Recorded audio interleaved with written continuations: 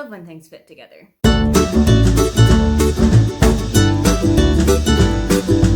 Hi, welcome, come on in. My name is Aoife and today I am wrapping up my series intentions for 2024. Every year I put together a list of series that I would either like to start, read the next book from, or completely finish throughout the year. And this has had varying degrees of success over the last couple of years. I really did try with 2024's one though, so let's just see if that trying paid off. First up is a success, and that is the Love Light Farm series by B.K. Barson. I have read through all 4 of the books in this series, and I also noticed something really interesting about it in that every single one of the 4 books is set in one of the seasons. So it starts with Love Light Farms, which is set in the winter. Then you have got In the Weeds, which is a spring book. Mixed Signals is a summer book. And then finally, Business Casual is an autumn book. What I also noticed is that, completely unplanned, I had also read all 4 of those books in their intended season. And I think that that is why I enjoyed it so much, in that I was in the atmosphere that it was intended for. I was in the season that it was supposed to be set in, and that just kind of drew me in a little bit further. I think of the 4 books in the series, my favorite is probably going to be Business Casual. I just really enjoyed the relationship between Charlie and Nova. I really enjoyed some of the representation that was in there. There was chronic illness representation in there. I really loved the family vibes between Charlie and his dad. Even though they didn't have a great relationship, I thought it was still really good to see a relationship like that portrayed in books. It made B.K. Barson a must-read writer for me, so I'm really intrigued to see where 2025 is going to bring us. Then onto a not so successful one. I didn't start at all the Billionaire Dreamland series by Lauren Asher. The fine print is one that I had on my TBR, but I really held myself back from buying the other 2 in this series. That is something that I am so bad at. I will go out and buy the entire series without having read even the first page of the first book, and then I do not know if these books will work for me at all. So I've really tried to stop doing that and just buy the first book in the series and see where it is that I go from there. So I still have a little bit of work to do in 2025 when it comes to this series, but I have got a couple of ideas for it. The series, or the fine print itself, is on my books that are going to self-destruct in 2025. So that means that it is going to be in an intention for 2025. And let's see if I actually just do pick it up. Another series that I finished in 2025 was the Oh My God, What a Complete Aisling series by Sarah Breen and Emer McLysaght. Sadly, it didn't work out for me in the way that I was hoping that it would, because I felt that the last book in the series was just a little bit of a disappointment. I didn't love some of the situations that the characters were getting into. I didn't love the storyline of the book at all. And I also feel like it didn't treat well the idea of being child-free by choice and being in a relationship with somebody who does want to have children in their future. I don't think that that storyline was written super well. It could have done with a couple of looks again. I'm sad that the series ended that way because it was one of my favorite series when I was reading it. And it was something that really connected me to home because the main character is Irish, because she's so inherently Irish.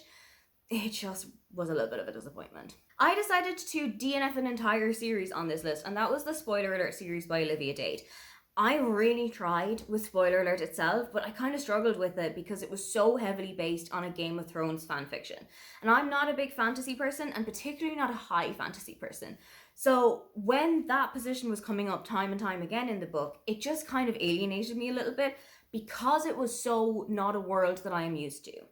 And when the same continued with All the Fields, I just felt a little bit further stretched out from what was happening in the book. It's not to say that I don't enjoy Olivia Dade's writing, because I've read another couple of books from her and I've really enjoyed it. So I think that it was just a situational thing. It was the wrong book for the wrong reader, and let's just leave it there. Next on the list was the When in Rome series by Sarah Adams, and I did read the first book in this, so that is one box ticked. I've also got a copy of Practice Makes Perfect, which I really want to get to this year because the third book in the series, Beg, Borrow or Steal, has just come out at the beginning of January, and I am so intrigued by the concept of it. I absolutely love when people who knew each other in their earlier lives are kind of forced back together, even though they don't particularly want to be back together. That kind of light sprinkling of enemies to lovers has always been something that I've looked for in books. So I've really just got to get Practice Makes Perfect read first. And I feel like this is a baking romance, or is set somewhere around a bakery. So hopefully That, which is something that I really enjoy, is going to spur me on a little bit further, and then I can get to Beg, Borrow, or Steal. Another series that I DNF'd in 2024 is Beyond the Play by Grace Riley. I had picked up the first book, First Down, while I was on a family holiday in Budapest, and I was so intrigued by it because it was a football romance, something that I have not read yet at all. I have absolutely no idea about American football. It's not a sport that I follow. I do enjoy watching sports, but American football is just not one that I've ever picked up. But I thought maybe if I tandem it with a romance book, that it might help me to understand it a little bit further. But I sprung over that book completely because my friend Brittany and I read Breakaway, which is the second book in the series, and I hated it. I had such a bad time with that book because there was no plot. It was just them fucking each other all the time.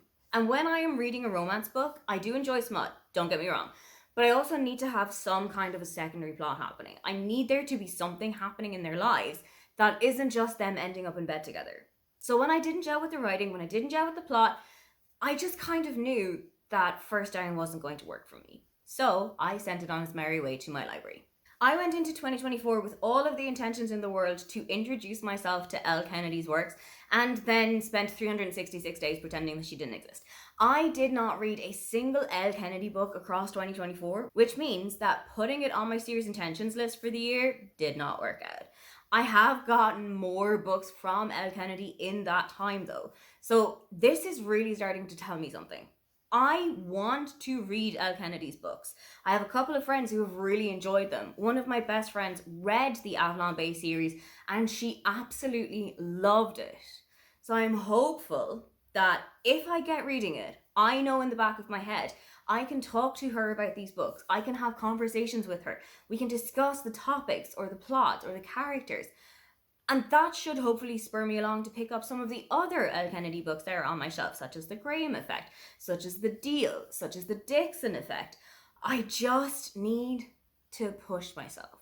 I did, however, finish out the All Our Hidden Gifts series by Caroline O'Donoghue. This is a YA urban low fantasy book that I listened to the entire audiobook of because they are narrated by Siobhan McSweeney, who is Sister Michael on Derry Girls, and whose career I've been following ever since. And I really enjoy her as a presenter on TV. So I knew that her voice and her kind of cadence was definitely going to bring a lot to the books, particularly because Siobhan McSweeney is from Cork and the books are set around Cork as well. So I knew that that kind of local injection was going to work. I'm not a big fantasy reader, so I was a little bit worried when I started the series off in the first place, because it was going to be a little bit of a stretch outside of my comfort zone, but they worked for me. I had a really great time with these books, and I'm definitely going to try and dip my toes into YA fantasy a little bit more, just to try and figure out what it is that works for me. I unfortunately could not find a single copy of Behind the Net by Stephanie Archer across 2024, and that is not for lack of trying.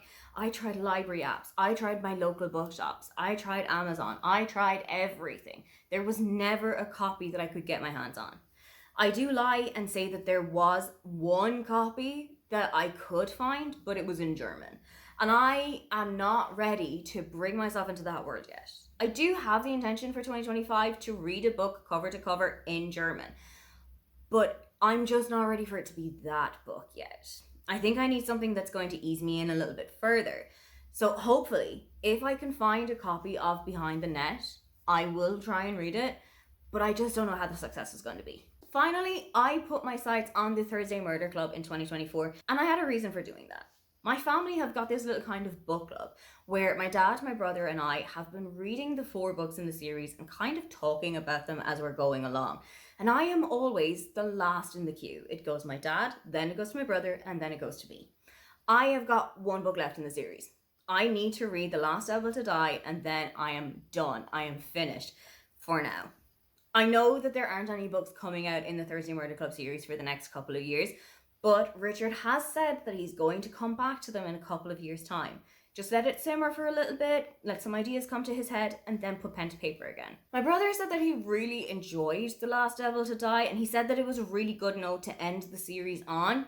So hopefully, this is going to impress me just as much as The Bullet That Missed did. Those are the book series that I went into 2024 with the intention of either getting them done or getting them started, and that's how I did with them. Did you have any series on your sites for 2024 and how did you get along with them? If you'd love to leave me a comment and you can't think of anything you'd like to say, then just leave me the chain link emoji.